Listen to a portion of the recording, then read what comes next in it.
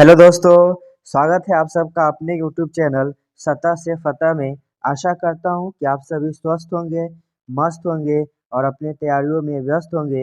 आज हम बीएसएससी के एग्ज़ाम के लिए सेट 4 लेकर आए हैं, तो चलिए शुरू करते हैं। पहला क्वेश्चन है, डैश एक भारतीय अमेरिकी पेशेवर पहलवान है जो द ग्रेट खली के नाम से प्रसिद्ध है। तो जानते हैं द ग्रेट खली का वास्तविक नाम है दलीप सिंह राणा। क्या है दोस्तों? दलीप सिंह राणा। ऑप्शन में दिया हुआ है मनीष सिंह रावत। तो मनीष सिंह रावत भी एक रेसलर है। मनीष सिंह रावत किस खेल से जुड़े हुए हैं?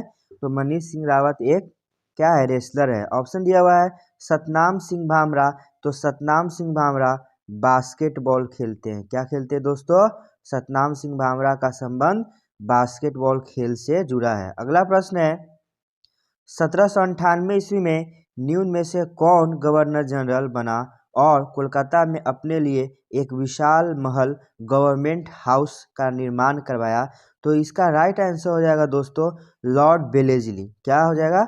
लॉर्ड वेलेस्ली क्या है? अपने लिए गवर्नमेंट हाउस का निर्माण किया। बात करें हम लोग लॉर्ड वेलेस्ली के शासनकाल की, तो लॉर्ड वेलेस्ली का शासनकाल 1798 से 1805 था। कब से कब था? 1798 से 1805। और लॉर्ड वेलेस्ली जो थे सहायक संधि की पद्धति की शुरुआत की। किसकी शुरुआत की? पूछता है कि सहायक संधि पद्धति की शुरुआत किसने की? तो सहायक संधि का जनक या सहायक संधि पद्धति को लागू किसने किया? Lord Wellesley. और लॉर्ड वेलेस्ली स्वयं को बंगाल का शेर कहता था। स्वयं को क्या कहता था दोस्तों? स्वयं का बंगाल का शेर कहता था। बात करें लॉर्ड विलियम बेंटिंक, तो लॉर्ड विलियम बेंटिंक का शासनकाल 1828 से 1835 था। लॉर्ड विलियम बेंटिंक का शासनकाल 1828 से 1835 था। इसके शासनकाल में 1829 में, कब? 1829 में राजा राम मोहन राय के सहयोग से सती प्रथा को समाप्त किया। तो पूछता है कि लॉर्ड बेंटिंक ने सती प्रथा को समाप्त किसके सहयोग से किया? तो राजा राम मोहन राय के सहयोग से 1829 ईस्वी में लॉर्ड विलियम बेंटिंक ने क्या किया था? सती प्रथा को समाप्त किया था। बात करें हम लोग लॉर्ड कॉर्नवालिस को, तो लॉर्ड कॉर्नवालिस का शासनकाल क्या? लॉर्ड कॉर्नवालिस का शासनकाल 1786 से 1793 था। लॉर्ड कॉर्नवालिस का शासनकाल 1786 से 1793 था। और लॉर्ड कॉर्नवालिस अस्थाई बंदोबस्त को लागू किया। क्या किया? लॉर्ड कॉर्नवालिस अस्थाई बंदोबस्त को लागू किया। और लॉर्ड कॉर्नवालिस को भारत में नागरिक सेवा का जनक कहा जाता है। तो याद रखेंगे अस्थाई बंदोबस्त को किसने लगाया? लॉर्ड कॉर्नवालिस ने। जबकि सहायक संधि पद्धति की शुरुआत किसने की? लॉर्ड वेलेस्ली ने की। अगला प्रश्न है, 18वीं शताब्दी के भारतीय युद्धों के संदर्भ में पैदल सेना के सैनिकों द्वारा इस्तेमाल की जाने वाली भारी बंदूक को निम्न में से क्या कहा जाता था? तो 18वीं सदी में जो भारतीय सेना के द्वारा जो बंदूक था उसका नाम मस्कट था। मस्कट से हम लोग याद रखेंगे ओमान। क्या याद रखेंगे? ओमान की राजधानी कहाँ है? तो ओमान की राजधानी मस्कट है। ओमान की राजधानी कहाँ है दोस्तों? ओमान की राजधानी मस्कट है। अगला प्रश्न है, ग्लोबल हंगर इंडेक्स 2023 में भारत 125 देशों में से किस स्थान पर है? तो ग्लोबल हंगर इंडेक्स में भारत का स्थान 111 है। अब हम लोग जानेंगे ग्लोबल हंगर इंडेक्स जारी कौन करता है? तो जारी करता है कंसर्न वर्ल्ड वाइड। कौन जारी करता है? Concern world wide. और इस रिपोर्ट में भारत का स्थान 125 देशों में 111वें स्थान पर है। अब हम कुछ इम्पोर्टेंट इंडेक्स की बात करते हैं जिसमें भारत की रैंकिंग को जानेंगे। तो वर्ल्ड प्रेस फ्रीडम इंडेक्स 2023, किसमें? वर्ल्ड प्रेस फ्रीडम इंडेक्स 2023 में भारत का स्थान 161वां है। हेनले पासपोर्ट इंडेक्स 2023 में भारत का स्थान 85वां है। हेनले पासपोर्ट इंडेक्स में भारत का स्थान 85वां है। विश्व खुशहाली सूचकांक 2023 में भारत का स्थान 126 है। ग्लोबल फायर पावर इंडेक्स में भारत का स्थान 4था है। वैश्विक बौद्धिक संपदा सूचकांक 2023 में भारत का स्थान 42वां है। याद रखेंगे बौद्धिक संपदा सूचकांक 2023 में भारत की रैंकिंग 42वीं है। चुनावी लोकतंत्र सूचकांक 2023 में भारत का स्थान 108वां है। चुनावी लोकतंत्र सूचकांक में भारत का स्थान 108वां है। तो ये है कुछ इंपॉर्टेंट इंडेक्स जिसमें भारत की स्थिति। अब चलते हैं अगले प्रश्न की तरफ। आधार एक 12 अंकीय विशिष्ट संख्या है जिसे डैश द्वारा जारी किया जाता है। तो आप लोग याद रखेंगे, आधार जो है, आधार में 12 अंक होते हैं। आधार में कितने अंक होते हैं? आधार संख्या जो होता है वो 12 अंकीय होते हैं। कितने होते हैं? 12 अंक के होते हैं आधार। अब हम लोग बात करें तो आधार जारी किया जाता है unique identification authority of India. Unique identification authority of India. बात करें हम लोग UIDAI के पहले अध्यक्ष या आधार के जनक के रूप में नंदन नीलकेनी को जाना जाता है। किसे जाना जाता है? नंदन नीलकेनी को आधार के जनक के रूप में जाना जाता है। और ये क्या है? नंदन नीलकेनी इन्फोसिस के संस्थापक है। बात करें हम लोग GST में कितने अंक होते हैं? तो GST में 15 अंक होते हैं। GST में कितने अंक होते हैं? GST में 15 होते हैं। आधार में 12 अंक होते हैं। ATM कार्ड में 16 अंक होते हैं। पैन की बात करें हम लोग, किसकी बात करें? पैन अर्थात परमानेंट अकाउंट नंबर में 10 डिजिट होते हैं। GST में कितने डिजिट होते हैं दोस्तों? GST में 15 डिजिट होते हैं। अगला प्रश्न है, प्रथम आधुनिक ओलंपिक खेलों की शुरुआत 6 अप्रैल सन 1896 को डैश में हुई थी। तो हम जानते हैं आधुनिक खेल, ओलंपिक खेल 6 अप्रैल 1896 को एथेंस यानी एथेंस यूनान में हुआ था। बात करें हम लोग आधुनिक ओलंपिक खेल की जनक की, तो आधुनिक ओलंपिक खेल का जनक बैरोन, आधुनिक ओलंपिक खेल का जनक बैरोन पियरे डी कुबर्तीन को जाना जाता है। बात करें ओलंपिक के अंतर्राष्ट्रीय संस्था, ओलंपिक के अंतर्राष्ट्रीय संस्था IOC अर्थात इंटरनेशनल और ओलंपिक कमेटी। क्या है? International Olympic committee. बात करें IOC की स्थापना की, तो IOC की स्थापना 1894 ईस्वी में किया गया था। बात करें हम लोग IOC की मुख्यालय की, तो IOC अर्थात अंतर्राष्ट्रीय ओलंपिक कमेटी का मुख्यालय लुसाने में है। कहाँ है? लुसाने में है। बात करें हम लोग ओलंपिक हाल ही में 2020 ओलंपिक अर्थात 2020 में जो ओलंपिक हुआ था वह टोक्यो में हुआ था। 2020 का ओलंपिक कहाँ हुआ था दोस्तों? 2020 का ओलंपिक टोक्यो में हुआ था। बात करें हम लोग 2024 के ओलंपिक, तो 2024 में ओलंपिक जो है पेरिस में होगा। 2024 में ओलंपिक कहाँ होगा? पेरिस में। बात करें हम लोग 2028 ओलंपिक, तो 2028 का ओलंपिक लॉस एंजल्स में होगा। कहाँ होगा दोस्तों? लॉस एंजल्स में होगा। तो ये सभी प्रश्न जो है बहुत इंपॉर्टेंट है, आप लोग इसे याद रखेंगे। अगला प्रश्न है, ज्ञानपीठ पुरस्कार में क्या दिया जाता है? तो ज्ञानपीठ पुरस्कार में बात करें राशि, तो ज्ञानपीठ पुरस्कार में 11 लाख रुपया और प्लस में वाघ देवी की प्रतिमा या उसी को सरस्वती बोलते हैं।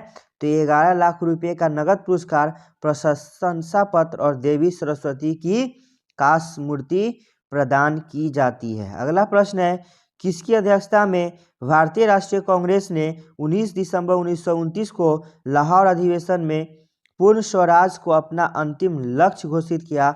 तो 1929 के लाहौर अधिवेशन की अध्यक्षता पंडित जवाहरलाल नेहरू जी के द्वारा किया जा रहा था।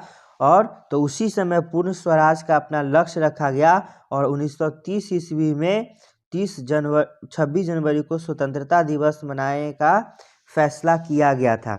बात करें पंडित जवाहरलाल नेहरू और भारतीय राष्ट्रीय कांग्रेस, तो 1937 ईस्वी में फैजपुर में हुए अधिवेशन की अध्यक्षता भी जवाहरलाल नेहरू किए, जो कि भारतीय राष्ट्रीय कांग्रेस का गांव में आयोजित प्रथम अधिवेशन था। पूछा जाता है कि भारतीय राष्ट्रीय कांग्रेस का गांव में आयोजित प्रथम अधिवेशन सन 1937 में फैजपुर में हुआ था, जिसकी अध्यक्षता कर रहे थे पंडित नेहरू। बात करें हम लोग सुभाष चंद्र बोस, तो हाल ही में 23 जनवरी को सुभाष चंद्र बोस की जयंती मनाई गई। और 23 जनवरी को क्या मनाया जाता है? 23 जनवरी को पराक्रम दिवस मनाया जाता है। क्या मनाया जाता है दोस्तों? पराक्रम दिवस। बात करें भारतीय राष्ट्रीय कांग्रेस की अध्यक्षता सुभाष चंद्र बोस ने कब कब किया? 1938 में और 1939 में। सन 1938 और सन 1939 में भारतीय राष्ट्रीय कांग्रेस की अध्यक्षता कौन किए थे? सुभाष चंद्र बोस। बात करें महात्मा गांधी, तो महात्मा गांधी 1924 के बेलगांव अधिवेशन 1924 के बेलगांव अधिवेशन में एकमात्र अध्यक्ष था महात्मा गांधी जी के द्वारा किया गया था। अगला प्रश्न है कोलानालू नृत्य एक प्रदर्शन निम्नलिखित में से किस राज्य में किया जाता है? तो हम लोग जो जानते हैं कोलानालू नृत्य जो है वो आंध्र प्रदेश में है। क्या है? आंध्र प्रदेश में। आंध्र प्रदेश के हम कुछ और नृत्य की बात करें तो आंध्र प्रदेश के कुछ नृत्य में हो जाएगा कुम्मी। क्या हो जाएगा दोस्तों? कुम्मी, सिद्धि। क्या हो जाएगा? कुम्मी, सिद्धि, छड़ी, कुचिपुड़ी, मोहिनी अट्टम। ये है आंध्र प्रदेश के कुछ महत्वपूर्ण नृत्य। हम लोग बात करें उड़ीसा के नृत्य का, तो उड़ीसा का एक बहुत ही इम्पोर्टेंट लोकनृत्य जो पूछा जाता है पैका। क्या? पैका किस राज्य का लोक नृत्य है? तो पैका जो है उड़ीसा का है। और इसका कुछ हम लोग जानते हैं मुनरी। क्या? मुनरी किस राज्य का है? तो मुनरी भी उड़ीसा का है। और पूछा जाता है सवारी किस राज्य का लोक नृत्य है? तो सवारी। क्या? पैका, सवारी, मुनरी और ओडिसी, ये सब किस राज्य के लोक नृत्य है?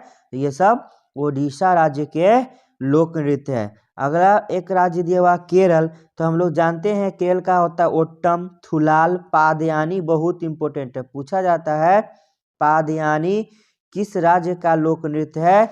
तो पादयानी केरल का लोक नृत्य है। तमिलनाडु का हो जाएगा कावड़ी, कुम्मी और भरतनाट्यम। अगला प्रश्न है 1920 के दशक की शुरुआत में एक उग्रवादी गुरिल्ला आंदोलन आंध्र प्रदेश की डैश पहाड़ी में फैल गई थी। तो गुरिल्ला आंदोलन फैली थी गुड्डेम पहाड़ी में। कहाँ फैली थी दोस्तों?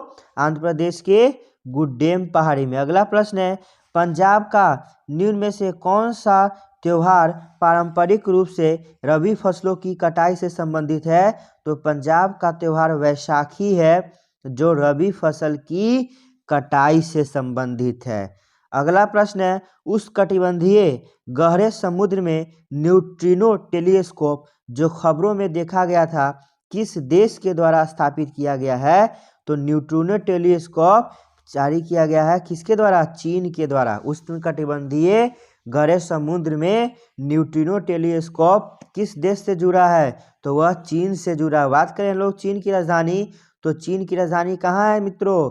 चीन की राजधानी बीजिंग है। चीन की राजधानी कहाँ है? बीजिंग। बात करें हम लोग उत्तरी कोरिया की राजधानी, तो उत्तरी कोरिया की राजधानी प्योंगयांग है। उत्तरी कोरिया की राजधानी प्योंगयांग और दक्षिणी कोरिया की राजधानी सियोल, नेपाल की राजधानी काठमांडू। अगला प्रश्न है हमारा प्रथम पंचवर्षीय योजना सन 1951 से, यहाँ गलत दे दिया है, 1951 से प्रथम पंचवर्षीय योजना का जो कार्यकाल था, प्रथम पंचवर्षीय योजना का कार्यकाल 1951 से 1956 था।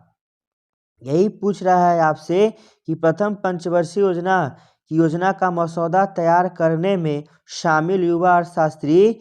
तो प्रथम पंचवर्षीय योजना का जो मसौदा तैयार किया था KN राजा। पूछा जाता है प्रथम पंचवर्षीय योजना था 1951 से 1956। कब से? 1951 से 1956 जो था वह किस मॉडल पर था? तो पहला पंचवर्षीय योजना हेराल्ड डोमर मॉडल पे था। किस मॉडल पे? हेराल्ड डोमर मॉडल पे था। किस मॉडल पर था दोस्तों? हेराल्ड डोमर मॉडल पर। दूसरी पंचवर्षीय योजना की बात करें तो दूसरी पंचवर्षीय योजना PC महालनोबिस मॉडल पे था। किस मॉडल पे था? PC महालनोबिस मॉडल पर।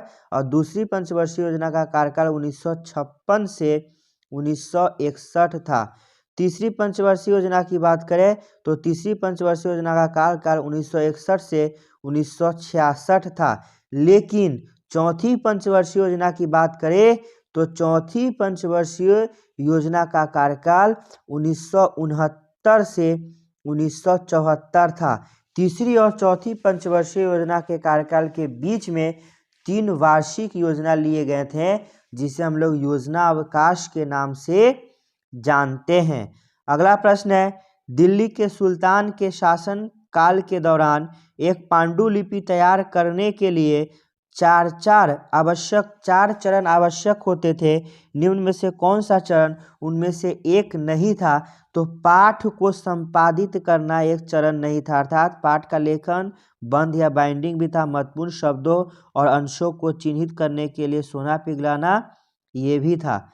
अगला प्रश्न है, अशोक चक्र से सम्मानित होने वाली प्रथम भारतीय महिला कौन थी? तो अशोक चक्र से सम्मानित होने वाली प्रथम भारतीय महिला नीरजा भनोट थी। कौन थी दोस्तों?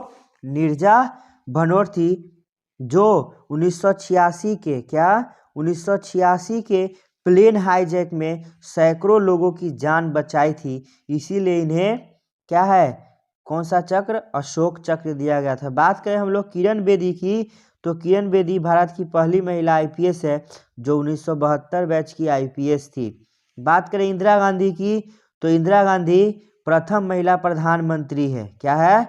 भारत की प्रथम महिला प्रधानमंत्री इंदिरा गांधी है, जिसे हम लोग आयरन लेडी के नाम से भी जानते हैं। इंदिरा गांधी को किस नाम से जानते हैं? आयरन लेडी के नाम से भी हम लोग जानते हैं। बात करें हम लोग सरोजिनी नायडू की, तो सरोजिनी नायडू को हम लोग भारतीय राष्ट्रीय कांग्रेस की प्रथम महिला अध्यक्ष थी सरोजिनी नायडू। भारतीय राष्ट्रीय कांग्रेस की प्रथम महिला अध्यक्ष कौन थी? सरोजिनी नायडू। और सरोजिनी नायडू के जन्म दिवस को 13 फरवरी, कब? 13 फरवरी को सरोजिनी नायडू के जन्म दिवस के रूप में हम लोग 13 फरवरी को क्या मनाते हैं? भारतीय राष्ट्रीय महिला दिवस मनाते हैं। क्या मनाते हैं? भारतीय राष्ट्रीय महिला दिवस कब मनाया जाता है? 13 फरवरी को सरोजिनी नायडू के जयंती पर। एक मनाया जाता है राष्ट्रीय बालिका दिवस, तो राष्ट्रीय बालिका दिवस अभी हाल ही में कब मनाया गया है? 24 जनवरी। तो 24 जनवरी जी इक्वल टू राष्ट्रीय बालिका दिवस, 13 फरवरी जी इक्वल टू भारतीय राष्ट्रीय महिला दिवस, और 8 मार्च इज इक्वल टू अंतर्राष्ट्रीय महिला दिवस। ये सभी बहुत इंपॉर्टेंट है, आप लोग उसे याद रखेंगे, बहुत बार एग्जाम में पूछा जा चुका है और आने वाले समय में पूछे जाने की संभावना है। अगला प्रश्न है, भारत के निम्नलिखित में से किस राज्य में सोने के भंडार है? तो एक राज्य कर्नाटक है।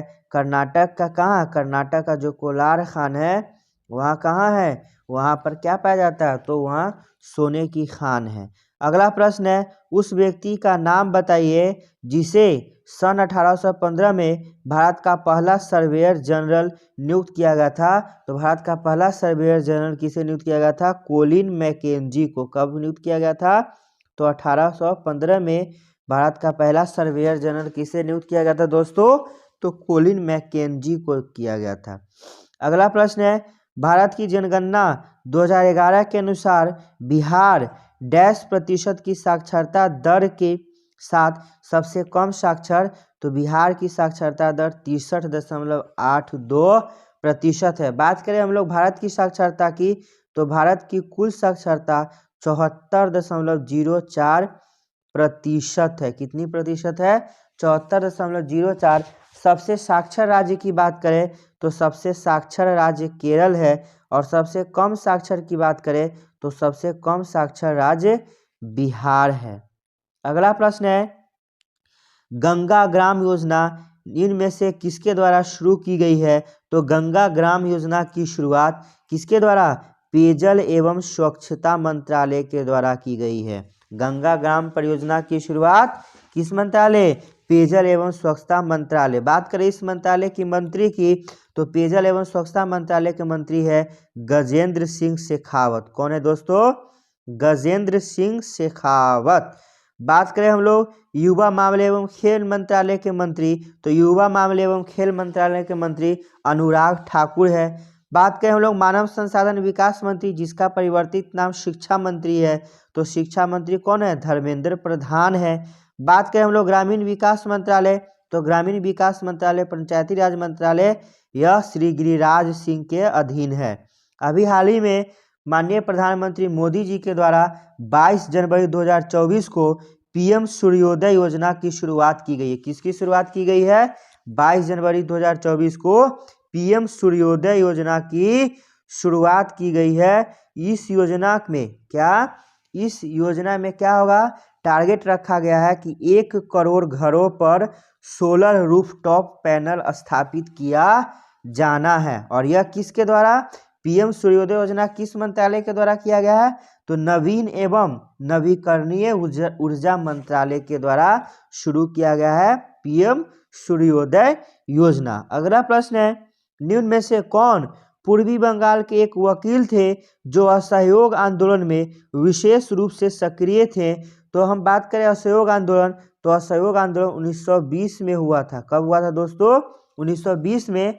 और 1920 में नागपुर अधिवेशन, 1920 के नागपुर अधिवेशन में असहयोग आंदोलन की पुष्टि की गई थी। और इसमें दिया पूर्वी बंगाल के एक वकील जो असहयोग आंदोलन से विशेष रूप से सक्रिय थे। तो इसका राइट आंसर हो जाएगा चित्तरंजन दास। तो 1920 ईस्वी में असहयोग आंदोलन शुरू किया गया, लेकिन बात आती है 5 फरवरी, किसकी बात आती है, 5 फरवरी 1922 को एक घटना हो गया, गोरखपुर जिला के चौरी चौरी कांड हो गया, चौरी चौरा कांड हो गया। इस कांड से जो असहयोग आंदोलन था क्या हो गया, हिंसक हो गया। असहयोग आंदोलन क्या हो गया, हिंसक हो गया। और लास्ट में चल करके महात्मा गांधी जी को क्या हुआ, इस आंदोलन को वापस लेना पड़ा। बात करें हम लोग चित्तरंजन दास की, तो 1923 ईस्वी में चित्तरंजन दास और मोतीलाल नेहरू ने मिलकर के स्वराज पार्टी की स्थापना किया। और इस पार्टी की पहला अधिवेशन इलाहाबाद में हुआ था। कहाँ हुआ था दोस्तों, इलाहाबाद में किया गया था। अगला प्रश्न है, भारतीय संविधान के किस भाग में राष्ट्रपति के चुनाव से संबंधित नियमों का वर्णन है। तो इसका राइट आंसर हो जाएगा भाग 5। बात करें हम लोग भाग 5, तो भाग 5 में किसका उल्लेख है, भाग 5 में संघ का उल्लेख है। और अनुच्छेद 52 से 151, अनुच्छेद 52 से 151 क्या आता है, भाग। और इसी में राष्ट्रपति के चुनाव से संबंधित नियमों का जिक्र किया गया। बात करें हम लोग भाग 4 की, तो भाग 4 और अनुच्छेद 36 से 51 में क्या है, डीपीएसपी है। क्या है मित्रों, डीपीएसपी अर्थात नीति निर्देशक तत्व। बात करें हम लोग भाग 6 की, तो भाग 6 में दिया गया है किसका, भाग 6 में राज्य का उल्लेख है। बात करें हम लोग भाग 7, तो भाग 7 को भारतीय संविधान से निकाल दिया गया है। और पूछता है, अभी बिहार एसआई के एग्जाम में पूछा गया था कि भारतीय संविधान के भाग 7 को कब निकाला गया है। तो 7वीं संविधान संशोधन का 7वीं संविधान संशोधन 1956 के द्वारा भारतीय संविधान के भाग 7 को निरसित किया गया है। क्या किया गया दोस्तों, निरसित किया गया है। सभी प्रश्न इंपॉर्टेंट है। मैं आशा करता हूं कि आपको पसंद आ रहा होगा। यदि हमारे चैनल पे नए हैं तो चैनल को जल्द से जल्द सब्सक्राइब कर ले और घंटी के लाल बटन को प्रेस करें। अधिक से अधिक सपोर्ट करें, अधिक से अधिक अपने मित्रों में चैनल को शेयर करें। अगला प्रश्न है, रंगनथिट्टू पक्षी अभयारण्य किस राज्य में है। तो रंगनथिट्टू पक्षी अभयारण्य कर्नाटक में है। रंगनथिट्टू पक्षी अभयारण्य कहाँ है, कर्नाटक में है। बात करें हम लोग सलीम अली पक्षी उद्यान, किसकी बात करें, सलीम अली पक्षी उद्यान की, तो सलीम अली पक्षी उद्यान कहाँ है, गोवा में है। और डॉक्टर सलीम अली को हम लोग बर्ड्समैन ऑफ इंडिया के नाम से जानते हैं। बर्ड्समैन ऑफ इंडिया के नाम से किसे जानते हैं, डॉक्टर सलीम अली को। बात करें हम लोग नल सरोवर पक्षी अभयारण्य, किसकी बात करें, नल सरोवर पक्षी अभयारण्य, तो नल सरोवर पक्षी अभयारण्य गुजरात में है। बात करें हम लोग केवलादेव पक्षी अभयारण्य, तो केवलादेव पक्षी अभयारण्य कहाँ है, राजस्थान में है। और यहाँ दूसरे देश से सारस नामक पक्षी क्या है, प्रवास करती है। अगला प्रश्न है, इनमें से किसने अपने साम्राज्य को संगठित एवं मजबूत बनाने के लिए सिंधु घाटी से लेकर बंगाल में स्थित सोनार घाटी तक शाही रॉयल सड़क का निर्माण कराया, जिसका नाम ब्रिटिश काल के दौरान बदलकर जीटी रोड। तो जीटी रोड का निर्माण किसने करवाया है, जीटी रोड का निर्माण शेर शाह सूरी ने करवाया। किसने करवाया, शेर शाह सूरी ने। और शेर शाह सूरी का मकबरा कहाँ है, शेर शाह सूरी का मकबरा सासाराम में है। शेर शाह सूरी का मकबरा सासाराम में है। और शेर शाह सूरी ने डाक व्यवस्था को लागू किया। शेर शाह सूरी ने कबूलियत एवं पट्टा प्रथा को लागू किया। तो ये सब इससे जुड़े इंपॉर्टेंट है, आप लोग याद रखेंगे। अगला प्रश्न है, सीसीआई ने आईडीएफसी के किस बैंक के साथ विलय को मंजूरी दी है?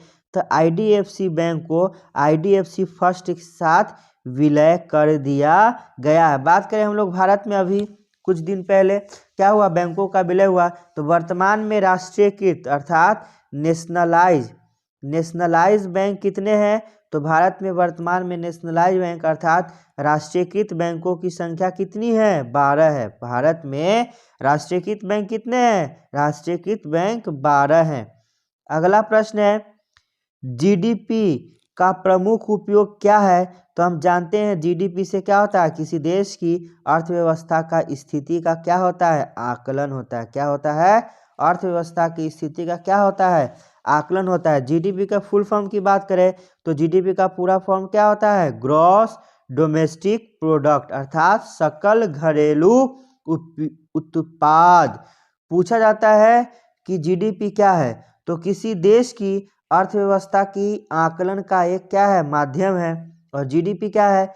तो राजनीतिक सीमा के अंदर क्या? राजनीतिक सीमा के अंदर एक साल में, राजनीतिक सीमा के अंदर एक साल में वस्तु एवं सेवा का अंतिम मूल्य क्या?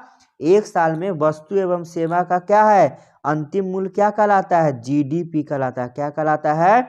जीडीपी। बात करें हम लोग जीडीपी में सबसे बड़ा देश, तो जीडीपी के एतबार से सबसे बड़ा देश कौन सा है? यूएसए है। और जीडीपी के हिसाब से भारत की अर्थव्यवस्था 5वीं सबसे बड़ी अर्थव्यवस्था है। किसके? जीडीपी के हिसाब से। अगला प्रश्न है, भारत ने पोखरण में अपना दूसरा परमाणु परीक्षण किस वर्ष किया था?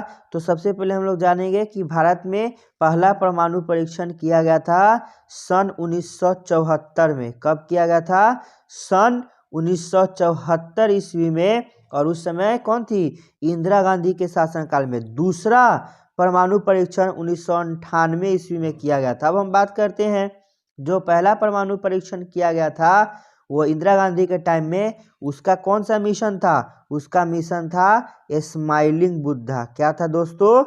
स्माइलिंग बुद्धा। जो पहला परमाणु परीक्षण था उसका मिशन का नाम था स्माइलिंग बुद्धा, और यह बुद्ध पूर्णिमा के दिन किया गया था। दूसरा परमाणु परीक्षण सन 1998 ईस्वी में अटल बिहारी वाजपेयी के कार्यकाल में किया गया था। और जो दूसरा परमाणु परीक्षण पोखरण में किया गया था उस ऑपरेशन का नाम था ऑपरेशन शक्ति। क्या नाम था दोस्तों? ऑपरेशन शक्ति। तो ये बहुत इंपॉर्टेंट है, आप लोग इसे याद रखेंगे। अगला प्रश्न है, वर्ष 2022 के प्रतिष्ठित 32वें सरस्वती सम्मान से किसे सम्मानित किया गया? तो 32वें सरस्वती सम्मान से सम्मानित किया गया था शिव शंकरी को। किसे सम्मानित किया गया था दोस्तों? शिव शंकरी को सम्मानित किया गया था। और उनकी आत्मकथा किसके लिए? सूर्यवंशम के लिए। किसके लिए? सूर्यवंशम के लिए शिव शंकरी को किससे सम्मानित किया गया था? तो सरस्वती सम्मान से सम्मानित किया गया था। अब हम बात करें सरस्वती सम्मान की शुरुआत की, तो सरस्वती सम्मान की शुरुआत 1991 ईस्वी में के बिरला फाउंडेशन के द्वारा दिया गया था। इसे किस क्षेत्र में दिया जाता है? तो सरस्वती सम्मान साहित्य के क्षेत्र में दिया जाता है। और राशि की बात करें तो सरस्वती सम्मान में 15 लाख रुपया दिया जाता है। इसके प्रथम प्राप्तकर्ता पूछता है, सरस्वती सम्मान पाने वाले प्रथम प्राप्तकर्ता, तो सरस्वती सम्मान पाने वाले प्रथम प्राप्तकर्ता का नाम हरिवंश राय बच्चन था। कौन था? हरिवंश राय बच्चन था। चलते हैं हम लोग अगले प्रश्न की तरफ। जब कर संग्रह आवश्यक व्यय से अधिक हो जाए तो बजट डैश में कहलाएगा। देखिए, अधिक हो जाए अर्थात सरप्लस की बात हो रही है। किसकी बात हो रही है? सरप्लस। मतलब जब कर संग्रह आवश्यक व्यय से अधिक हो जाता है तो बजट क्या कहलाता है? अधिशेष कहलाता है अर्थात सरप्लस कहलाता है। अगला प्रश्न है, मेगालोपोलिस एक ग्रीक शब्द है जिसका अर्थ है महान शहर। इसे डैश द्वारा लोकप्रिय बनाया गया था। तो मेगालोपोलिस को किसके द्वारा लोकप्रिय बनाया गया था? तो जीन गॉटमैन के द्वारा बनाया गया था। किसके द्वारा बनाया गया था दोस्तों? जीन गॉटमैन के द्वारा एक ग्रीक शब्द महान शहर को क्या किया गया था? लोकप्रिय बनाया गया था। अगला प्रश्न है, निम्न में से कौन सा मौलिक अधिकार अल्पसंख्यकों के हितों की सुरक्षा से संबंधित है? तो वह मौलिक अधिकार क्या है? शैक्षिक और सांस्कृतिक अधिकार, अर्थात अनुच्छेद 29 और अनुच्छेद 30 जो है सांस्कृतिक और शिक्षा संबंधी अधिकार है। सॉरी, शैक्षिक और सांस्कृतिक अधिकार अनुच्छेद 28 और अनुच्छेद 29 में है। किसमें है दोस्तों? अनुच्छेद 28 और अनुच्छेद 29 में क्या है? शैक्षिक और सांस्कृतिक अधिकार। अब दिया हुआ है समानता का अधिकार, तो समानता का अधिकार जो है अनुच्छेद 14 से अनुच्छेद 18 है। हम बात करें भारतीय संविधान की प्रस्तावना में कितने तरह की समानता की बात करी गई है? तो भारतीय संविधान की प्रस्तावना में 2 तरह की समानता, अर्थात अवसर और दूसरा है प्रतिष्ठा। भारतीय संविधान की प्रस्तावना में अवसर और प्रतिष्ठा की समानता की बात कही गई है। भारतीय संविधान की प्रस्तावना में कितने तरह की स्वतंत्रता की बात करी गई है? तो भारतीय संविधान की प्रस्तावना में 5 तरह की स्वतंत्रता की बात करी गई है। कौन कौन से? विचार, अभिव्यक्ति, विश्वास, धर्म और उपासना की स्वतंत्रता की बात करी गई। बात करें शोषण के विरुद्ध अधिकार, तो शोषण के विरुद्ध अधिकार अनुच्छेद 23 और अनुच्छेद 24 है। क्या है? अनुच्छेद 23 और अनुच्छेद 24। बात करें हम लोग अनुच्छेद 23 की, तो अनुच्छेद 23 में क्या गया है? किसी भी आदमी से जबरदस्ती कोई भी काम, बेगारी, बेरोजगारी, इस तरह का कोई काम नहीं लिया जा सकता। लेकिन इसमें कहा गया है कि समय पड़ने पर आपको राष्ट्रीय सेवा करने के लिए बाध्य किया जा सकता है। बात करें हम लोग अनुच्छेद 24, तो अनुच्छेद 24 में लिया गया है 6 से 14 वर्ष के बालकों के नियोजन का प्रतिषेध। अगला प्रश्न की तरफ चलते हैं। अगला प्रश्न है, भारत की ब्रिटिश सरकार द्वारा पारित किस अधिनियम ने भारतीय परिषद को समाप्त किया? तो इसका राइट आंसर हो जाएगा सन 1935 का भारत सरकार अधिनियम। भारत सरकार अधिनियम 1935 ने भारतीय परिषद को क्या किया? समाप्त कर दिया। यहाँ हम लोग 1935 के भारत शासन अधिनियम को भारतीय संविधान का ब्लूप्रिंट कहा जाता है। पूछा जाता है भारतीय संविधान का ब्लूप्रिंट किसे कहा जाता है? तो भारतीय संविधान का ब्लूप्रिंट भारत शासन अधिनियम 1935 को कहा जाता है। और भारत शासन अधिनियम 1935 में 321 अनुच्छेद थे। कितने अनुच्छेद थे? 321 अनुच्छेद और 10 अनुसूचियां थी। अब हम बात करते हैं भारत शासन अधिनियम 1935 की कुछ विशेषता। तो इस अधिनियम के द्वारा प्रांतों में द्वैध शासन व्यवस्था का अंत किया गया। पूछता है प्रांतों में द्वैध शासन व्यवस्था को अंत किया गया भारत शासन अधिनियम 1935 के द्वारा। और भारत शासन अधिनियम 1935 के द्वारा क्या हुआ? केंद्रों में द्वैध शासन लगाया गया। क्या लगाया गया? केंद्र में द्वैध शासन लगाया गया। ये भी प्रश्न पूछता है द्वैध शासन के जनक किसे कहा जाता है? तो द्वैध शासन के जनक के रूप में हम लोग लियोनस कार्टियस को जानते हैं। किसको जानते हैं? लियोनस कार्टियस को द्वैध शासन का जनक कहा जाता है। बात करें हम लोग 1892 का भारतीय परिषद अधिनियम, तो 1892 की भारत परिषद अधिनियम द्वारा अप्रत्यक्ष चुनाव प्रणाली की शुरुआत हुई। पूछता है भारत में अप्रत्यक्ष चुनाव प्रणाली की शुरुआत कब हुई? तो अप्रत्यक्ष चुनाव प्रणाली की शुरुआत भारत परिषद अधिनियम 1892 ईस्वी के द्वारा किया गया था। चलते हैं अगला प्रश्न की तरफ। स्वतंत्र भारत के पहले गवर्नर जनरल कौन थे? तो स्वतंत्र भारत के पहले गवर्नर जनरल लॉर्ड माउंटबेटन थे। कौन थे दोस्तों? स्वतंत्र भारत के पहले गवर्नर जनरल लॉर्ड माउंटबेटन थे। बात करें हम लोग लॉर्ड वेलिंगटन की, तो लॉर्ड वेलिंगटन का शासनकाल 1931 से 1936 था। लॉर्ड वेलिंगटन की शासनकाल 1931 से 1936 था। बात करें हम लोग लॉर्ड बेबल, तो लॉर्ड बेबल का शासनकाल 1944 से 1947 था। कब था? 1944 से 1947। बात करें हम लॉर्ड इरविन, तो लॉर्ड इरविन का शासनकाल 1926 से 1931 था। और 5 मार्च 1931 को क्या हुआ था? गांधी इरविन समझौता हुआ था। अगला प्रश्न है भारत का स्टैच्यू ऑफ यूनिटी किस राज्य में स्थित है? तो हम लोग जानते हैं जो स्टैच्यू ऑफ यूनिटी है वो क्या है? सरदार वल्लभ भाई पटेल की क्या मूर्ति है, जो कि गुजरात राज्य में नर्मदा नदी के तट पर साधु बेट द्वीप पर है। किस द्वीप पर है?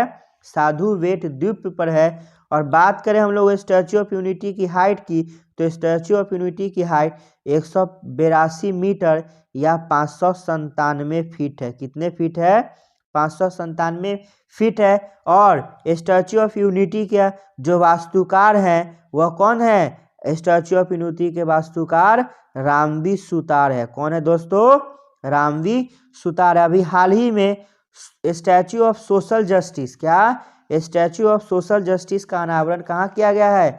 आंध्र प्रदेश में किया गया है। पूछा जाएगा स्टैच्यू ऑफ सोशल जस्टिस कहाँ है, तो statue of social justice Andhra Pradesh में है, जो BR अम्बेडकर की प्रतिमा है। और हम बात करें स्टैच्यू ऑफ सोशल जस्टिस की हाइट की, तो स्टैच्यू ऑफ सोशल जस्टिस की हाइट 206 फीट है। कितने फीट है दोस्तों?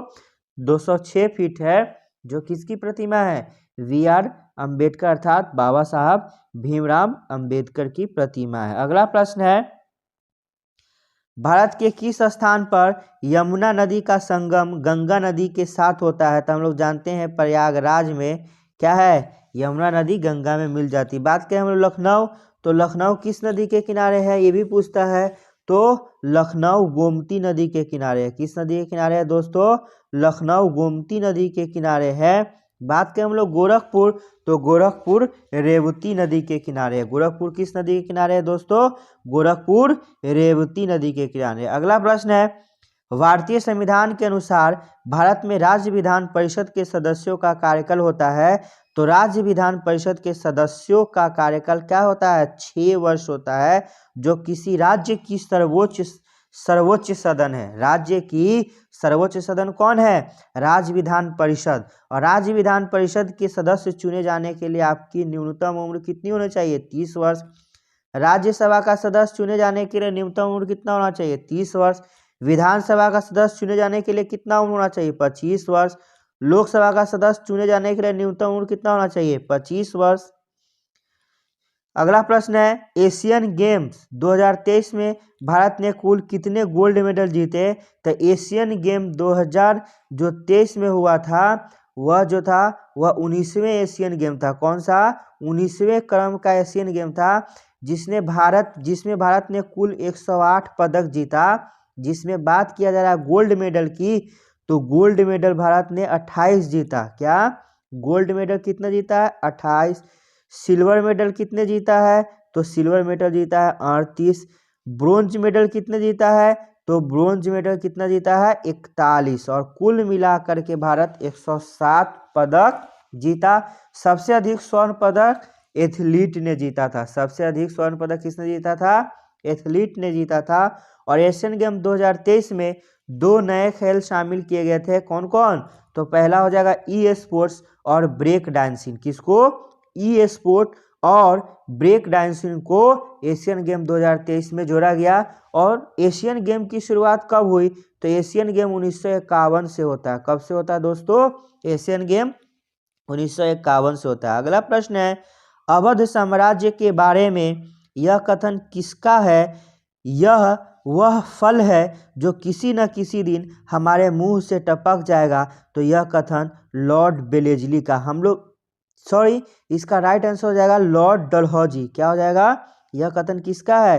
तो यह कथन लॉर्ड डलहौजी का। लॉर्ड डलहौजी को हम लोग जानते हैं क्या है? राज्य व्यक्तिगत सिद्धांत या डॉक्ट्रिन ऑफ लैप्स। किसके नाम से? राज्य व्यक्तिगत सिद्धांत के नाम से जानते हैं, जिसमें सतारा को राज्य विलय के तहत 1848 ईस्वी में अंग्रेजी राज्य में विलय कर दिया गया। और अवध को 1856 में कुशासन का आरोप लगा करके अंग्रेजी साम्राज्य में मिला दिया गया था। बात करें हम लोग लॉर्ड डलहौजी की शासनकाल की, तो लॉर्ड डलहौजी का शासनकाल 1848 से 1856 में हुआ। और लॉर्ड डलहौजी को भारतीय रेल का जनक कहते हैं। लॉर्ड डलहौजी को क्या कहते हैं? भारतीय रेल का जनक। और लॉर्ड डलहौजी के शासनकाल में ही डाक व्यवस्था की भी शुरुआत करी गई थी। किसकी शुरुआत करी गई थी दोस्तों? डाक व्यवस्था। बात करें हम लोग लॉर्ड कर्जन, तो लॉर्ड कर्जन का शासनकाल 1899 से 1905 था। और लॉर्ड कर्जन ने बंगाल विभाजन को क्या किया, बंगाल विभाजन को लागू किया। बात करें हम लोग वारेन हेस्टिंग्स, तो वारेन हेस्टिंग्स का शासनकाल 1774 से 1785 था। वारेन हेस्टिंग्स का शासनकाल 1774 से 1785। बात करें लॉर्ड वेलेस्ली, तो लॉर्ड वेलेस्ली का शासनकाल पिछले क्वेश्चन में भी आया 1798 से 1805 था। आशा करता हूं कि आपको ये सेशन पसंद आ रहा होगा। मेरे चैनल पे यदि नए हैं तो सबसे पहले चैनल को सब्सक्राइब कर ले घंटी के लाल निशान के साथ, और अधिक से अधिक अपने दोस्तों में शेयर करें, नोटिफिकेशन ऑन कर ले जिससे सबसे पहले मेरी वीडियो आप तक पहुंच सके। वैशाखू उत्सव भारत में डैश राज्य से जुड़ा है, तो वैशाखू उत्सव भारतीय राज्य असम से जुड़ा है। किस राज्य से है वैशाखू, तो वैशाखू उत्सव असम से। अगला प्रश्न है, राउत नाचा भारत एक राज्य के अधिकतर आदिवासियों द्वारा किया जाता है, यह निम्नलिखित में से कौन सा राज्य है, तो राउत नाचा नामक नृत्य छत्तीसगढ़ में किया जाता है। किस राज्य में, छत्तीसगढ़। छत्तीसगढ़ के हम कुछ महत्वपूर्ण लोक नृत्य की बात करें तो छत्तीसगढ़ की लोक नृत्य क्या है, पंडवानी। क्या है दोस्तों, पंडवानी। और पंडवानी से फेमस एक नृत्यक कौन है, तीजन बाई। पूछा जाता है तीजन बाई का संबंध किस नृत्य से है, तो पंडवानी। और पंडवानी किस राज्य का लोक नृत्य है, तो छत्तीसगढ़ का है। और कर्नाटक की बात करें तो कर्नाटक का लोक नृत्य क्या है, यक्षगान है। कर्नाटक का क्या है, यक्षगान है। कर्नाटक का कौन सा लोक नृत्य है, यक्षगान है, करगा है, वीरगासे है। बात करें हम लोग मेघालय, तो मेघालय का लोक नृत्य है लाहो। क्या है, लाहो और बांग्ला। कौन सी, लाहो और बांग्ला कहाँ का लोक नृत्य है, तो लाहो और बांग्ला मेघालय का लोक नृत्य है। और त्रिपुरा में, किस राज्य में, त्रिपुरा में बांग्ला भाषा बोली जाती है। अगला प्रश्न है, 6वीं सर्वाधिक जनसंख्या वाले देश किस महाद्वीप में स्थित है, तो 6 सर्वाधिक जनसंख्या वाले देश एशिया महादेश में। किसमें है, एशिया महादेश में। भारत जनसंख्या में विश्व का सबसे पहला देश हो गया। क्या हो गया, जनसंख्या में भारत का स्थान पूरे विश्व भर में पहला है। पहले नंबर पर कौन है, भारत। दूसरे नंबर पर कौन है, चीन। तीसरे नंबर पर कौन देश है, तो तीसरे नंबर पर यूएसए है। चौथे नंबर पर कौन देश है, तो चौथे नंबर पर इंडोनेशिया है, इंडोनेशिया है। पांचवें नंबर पर कौन है, तो पांचवें नंबर पर ब्राजील है। छठे नंबर पर कौन है, छठे नंबर पर पाकिस्तान है। अगला प्रश्न है, निम्न में से कौन सा भारतीय संसद का एक अंग नहीं है, तो क्या हो जाएगा, राज्य विधानसभा जो है क्या है, राज्य विधानमंडल का अंग है, भारतीय संसद का नहीं है।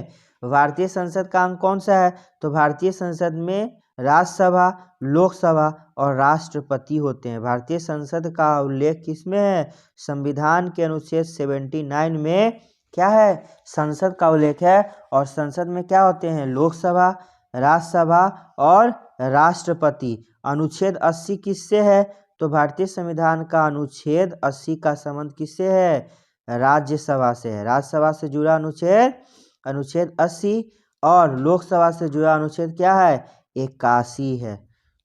अगला प्रश्न है, वंदे मातरम स्रोत गान किसने लिखा था, तो वंदे मातरम स्रोत गान को लिखा था बंकिम चंद्र चटर्जी ने। और इनका उपन्यास आनंद मठ में क्या हुआ था, प्रकाशित हुआ था।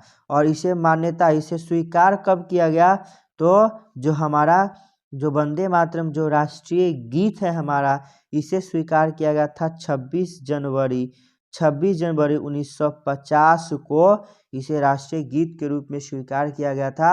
और यह पहली बार कब गाया गया, तो 1896 ईस्वी के भारतीय राष्ट्रीय कांग्रेस के कलकत्ता अधिवेशन में गाया गया था। जो हमारा राष्ट्रीय गीत है वंदे मातरम, उसके गायन में 65 सेकेंड का समय लगता है।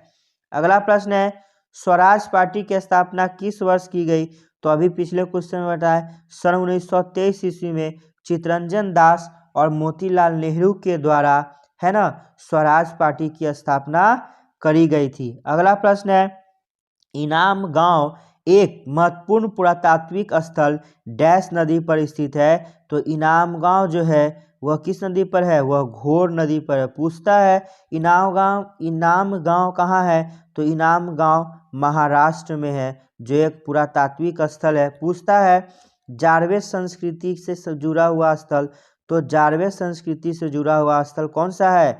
इनाम गांव है। चलते हैं हम अगले प्रश्न की ओर।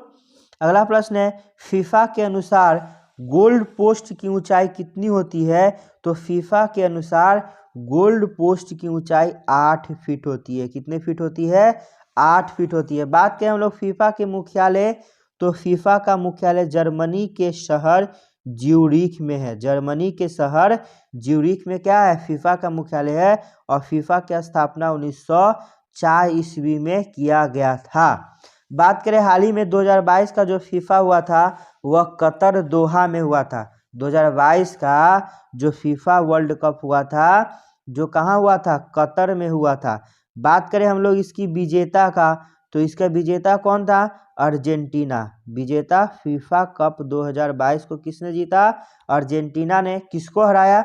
तो फ्रांस ने हराया। फीफा कप 2026 में नॉर्थ अमेरिका के 3 शहरों में होगा, मैक्सिको, कनाडा और यूएसए में होगा। अगला प्रश्न है, द लेजेंड ऑफ लक्ष्मी प्रसाद पुस्तक किसने लिखी है? तो द लेजेंड ऑफ लक्ष्मी प्रसाद पुस्तक को ट्विंकल खन्ना ने लिखा है। अगला प्रश्न है, डैश डैश को औद्योगिक कृषि के रूप में जाना जाता है? तो इसका राइट आंसर हो जाएगा गहन कृषि। क्या? गहन कृषि को हम लोग क्या कहते हैं? औद्योगिक कृषि के रूप में जानते हैं। अगला प्रश्न है, डैश को अक्सर पश्चिमी सभ्यता का उष्मायित्र या इंक्यूबेटर कहा जाता है? तो पश्चिमी सभ्यता का इंक्यूबेटर के नाम से हम लोग किसे जानते हैं? भूमध्य सागर को जानते हैं। किसको? भूमध्य सागर को हम लोग क्या कहते हैं? पश्चिमी सभ्यता का इंक्यूबेटर। अब पूछता है कि भूमध्य सागर का प्रकाश स्तंभ किसे कहा जाता है? तो स्ट्रोम्बोलिक ज्वालामुखी को भूमध्य सागर का प्रकाश स्तंभ कहा जाता है। अगला प्रश्न है, डैश चालुक्य वंश की राजधानी थी? तो चालुक्य वंश की राजधानी कहाँ थी? बादामी थी। अगला प्रश्न है, भरूत स्तूप जातक कथाओं और कहानियों का चित्रण करता है, यह निम्नलिखित में से किस राज्य में है? तो भरूत स्तूप का संबंध कहाँ है? मध्य प्रदेश राज्य से। पूछता है भरूत स्तूप को किसने बनवाया? तो भरूत स्तूप की निर्माण पुष्यमित्र शुंग के द्वारा करवाया गया था। भरूत स्तूप कहाँ है? तो भरूत स्तूप मध्य प्रदेश में है, जिसे बनवाया है पुष्यमित्र शुंग ने। अब हम लोग सामान्य विज्ञान के सेक्शन में आते हैं। तो प्रश्न दिया हुआ है, पॉलीसोम के राइबोसोम की क्या भूमिका होती है? तो पॉलीसोम के जो राइबोसोम होते हैं उसकी भूमिका क्या है? mRNA का प्रोटीन में रूपांतरण करने में मदद करता है। RNA 3 तरह के होते हैं। RNA कितने तरह के होते हैं? 3 तरह के होते हैं। एक होते हैं mRNA, एक होते हैं tRNA, एक होते हैं rRNA। तो जो mRNA है वह मैसेंजर होता है और tRNA क्या है? ट्रांसफॉर्मेशन का काम करता है। बात करें हम लोग RNA की, तो RNA का फुल फॉर्म क्या होता है? Ribo nucleic acid. RNA का फुल फॉर्म क्या होता है दोस्तों? Ribo nucleic acid. और जो राइबोसोम होता है, क्या? राइबोसोम को हम लोग प्रोटीन की फैक्ट्री कहते हैं। और राइबोसोम जो होता है राइबो न्यूक्लिक एसिड और प्रोटीन की बनी होती है। ठीक है। अगला प्रश्न है हमारा, पहली बार एसिटिक अम्ल का संश्लेषण किसने किया था? तो पहली बार एसिटिक अम्ल का संश्लेषण जर्मन के केमिस्ट हर्मन कोल्वे ने किया था। एसिटिक एसिड अर्थात एसिटिक अम्ल का संश्लेषण किया था कौन? कोल्वे ने किया था। किसने किया था दोस्तों? कोल्वे ने एसिटिक अम्ल का संश्लेषण। और एसिटिक अम्ल की हम बात करें फॉर्मूला, तो CH3COOH क्या है? एसिटिक एसिड का सूत्र होता है। अगला प्रश्न है, निम्न में से कौन सा कारक समुद्र की लवणता को प्रभावित नहीं करता है? तो जल निकायों में पाए जाने वाले समुद्री सूक्ष्म जीव का प्रकार। समुद्र में जो सूक्ष्म जीव होते हैं उससे उसका लवणता प्रभावित नहीं होता है। अगला प्रश्न है, निम्न में से किस यौगिक का व्यवस्थित नाम नाइट्रोजन टाइट्राहाइड है, जिसका कई औद्योगिक प्रक्रियाओं में और उर्वरकों में प्रतिशीतक के रूप में व्यापक रूप से इस्तेमाल किया जाता है? तो इसका राइट आंसर हो जाएगा दोस्तों अमोनिया। क्या हो जाएगा? अमोनिया। बात करें हम लोग अमोनिया के सूत्र का, तो अमोनिया का सूत्र क्या होता है? NH3। क्या होता है? NH3। यूरिया की बात करें तो CONH2। CONH2 का क्या है? होल ट्वाइस, अर्थात इसे हम लोग कह सकते हैं NH2 को NH2, अर्थात NH2 dash CO dash dot NH2 urea का। यूरिया में 46% नाइट्रोजन पाया जाता है। अगला प्रश्न है, निम्न में से किसका इस्तेमाल अनाज के लिए कीटनाशक या धूमक या फ्यूमिगेंट के रूप में फ्लेयर्स में प्रज्वलित करने वाले कारक के रूप में किया जाता है?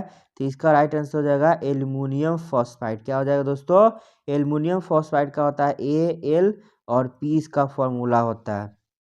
अगला प्रश्न दिया हुआ है हमारा, Mn के ऑक्साइड की अम्लता का सही बढ़ता क्रम क्या है? तो हम जानते हैं अम्लता जो है ऑक्सीजन की संख्या पर डिपेंड करता है। किस पे करता है? ऑक्सीजन की संख्या पे डिपेंड करता है। तो ऑक्सीजन की संख्या इसमें 1 है तो इसमें सबसे कम, फिर उससे अधिक इसमें, फिर उससे अधिक इसमें होगा। अगला प्रश्न है हमारा, CNG का मुख्य घटक होता है। तो CNG का मुख्य घटक क्या होता है? मीथेन, अर्थात CH4। और मीथेन को हम लोग मार्स गैस के नाम से जानते हैं। किस गैस के नाम से जानते हैं? मार्स गैस के नाम से जानते हैं। अगला प्रश्न है, पृथ्वी के चारों ओर चंद्रमा की गति डैश के कारण होती है? मतलब पृथ्वी की चारों ओर चंद्रमा की गति गुरुत्व बल के कारण होती है। किस बल के कारण होती है दोस्तों? गुरुत्व बल के कारण होती है। अगला प्रश्न है, जब लोहे को डैश और डैश के साथ मिश्रित किया जाता है तो हमें स्टेनलेस स्टील मिलता है। तो निकेल और क्रोमियम। जब लोहा को निकेल और क्रोमियम के साथ मिला देते हैं तब क्या होता है? तब जाकर के स्टेनलेस स्टील प्राप्त होता है। अगला प्रश्न है, शरीर की विशेषताओं को दर्शाने वाला शब्द निम्न में से कौन सा है? तो शरीर की विशेषताओं को बतलाने वाला समलक्षणी है। क्या है दोस्तों? समलक्षणी है। अगला प्रश्न है, दंतवलक या दांतों का एनामेल किससे बना होता है? तो दांतों का एनामेल हो या हड्डी हो, ये सब कैल्शियम फॉस्फेट का बना होता है। और मनुष्य के शरीर का सबसे कठोर हिस्सा दांतों का क्या है? एनामेल है। अगला प्रश्न है, फास्फोरस की परमाणुविकता क्या है? तो हम जानते हैं फास्फोरस जो है चतुस्संयोजी, अर्थात चतुर्परमाणुक होते हैं। अगला प्रश्न दिया है, डायलिसिस की प्रक्रिया संबंधित है। तो हम लोग जानते हैं डायलिसिस या अपोहन विक्र में जो कोई विकार आ जाता है तो उसमें क्या किया जाता है? डायलिसिस किया जाता है। अगला प्रश्न है, डैश दर्शाता है कि एक तत्व की परमाणु संख्या उसके परमाणु द्रव्यमान की तुलना में अधिक मौलिक गुण है। तो इसको दर्शाता है हेनरी मोसले ने। किसने दर्शाता है? हेनरी मोसले। और इसी हेनरी मोसले ने आधुनिक आवर्त सारणी का जनक कहा जाता है। अगला प्रश्न है, एक भीड़ भाड़ वाली सड़क पर एक बस की गति डैश गति का उदाहरण है। भीड़ भाड़ वाली सड़क पे क्या होता है? कभी बस का चाल घटता है, बढ़ता है, तो ये क्या हो जाएगा? असमान गति का उदाहरण है। किसका उदाहरण है दोस्तों? असमान गति का। प्रश्न है, आप किस जगत में सभी जीवों को रखेंगे जो कोशिकाओं की भित्ति के साथ बहुकोशिकीय सुकेंद्रित है? तो इसको हम लोग किस में रखेंगे? प्लांटी में रखेंगे। अगला प्रश्न है, न्यूटन का गति का तीसरा नियम निम्न में से किस स्थिति पर लागू होता है? तो न्यूटन के गति का तीसरा नियम, जब कोई व्यक्ति नाव से नदी के किनारे कूदता है तो नाव पीछे की ओर जाती है। अर्थात न्यूटन के तीसरा गति नियम के अनुसार प्रत्येक क्रिया के विपरीत प्रतिक्रिया होती है। तो इसका राइट आंसर हो जाएगा, जब कोई व्यक्ति नाव से नदी के किनारे पर कूदता है तो नाव पीछे की ओर जाती है। अगला प्रश्न है, एक ही समूह के तत्वों के समान डैश है। तो एक ही समूह के तत्वों के रासायनिक गुण समान होते हैं। क्या होते हैं दोस्तों? एक ही समूह के तत्वों के रासायनिक गुण क्या होते हैं? समान होते हैं। अगला प्रश्न है, पौधे में लचीलापन प्रदान करने वाले अस्थायी उत्तक है। तो पौधे में लचीलापन प्रदान करने वाले अस्थायी उत्तक कौन है? कॉलेन काइमा है। कौन है?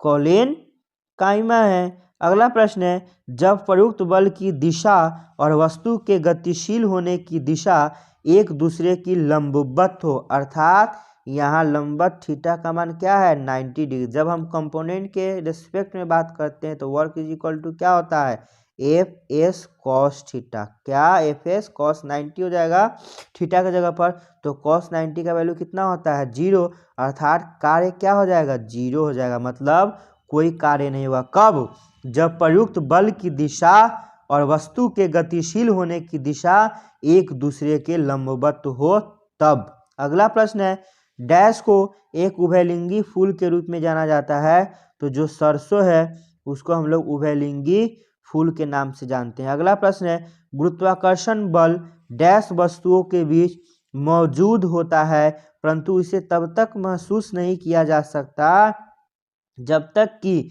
वस्तुओं का द्रव्यमान बहुत अधिक हो, जैसे कि ग्रहों में। तो यह प्रत्येक या हर एक वस्तुओं के बीच गुरुत्वाकर्षण बल अर्थात F बराबर G m1m2/r²। ठीक है, क्या होता है G बराबर m1m2/r², इसे गुरुत्वाकर्षण कहते हैं। अगला प्रश्न है, निम्न में से कौन सी ऊर्जा गति के साथ बढ़ती है? तो हम लोग जानते हैं गतिज ऊर्जा का समीकरण क्या है, kinetic energy K is equal to half mv², अर्थात गतिज ऊर्जा बढ़ाने के लिए हमको गति को बढ़ाना होगा। जब हम गति को दोगुना करेंगे, गति को दोगुना करेंगे तो काइनेटिक एनर्जी कितने गुना 4 गुना हो जाएगा। अगला प्रश्न है, निम्न में से किसमें अवतल दर्पण का प्रयोग नहीं होता है? तो सौर भट्टी में अवतल दर्पण का प्रयोग होता है, लेकिन पश्च दृश्य के रूप में हम लोग किसका उत्तल दर्पण का प्रयोग करते हैं। किसका प्रयोग करते हैं? उत्तल दर्पण। पश्च दृश्य में दोस्तों किसका प्रयोग करते हैं? उत्तल दर्पण। सर्च लाइट में किसका? तो सर्च लाइट में अवतल दर्पण। गाड़ी की हेडलाइट में किसका उपयोग? तो गाड़ी की हेडलाइट में अवतल दर्पण। जो ENT स्पेशलिस्ट डॉक्टर है उसमें किसका उपयोग? तो उसमें भी अवतल दर्पण का प्रयोग करते हैं। अगला प्रश्न है, सिलिका घुलनशील है, तो सिलिका जो हाइड्रोजन फ्लोराइड में क्या है घुलनशील है। ये था हमारा आज का वीडियो पसंद आए तो चैनल को प्लीज़ सब्सक्राइब करें, अधिक से अधिक अपने मित्रों में शेयर करें, चैनल को सपोर्ट करें। मिलते हैं किसी नेक्स्ट वीडियो में, तब तक के लिए धन्यवाद।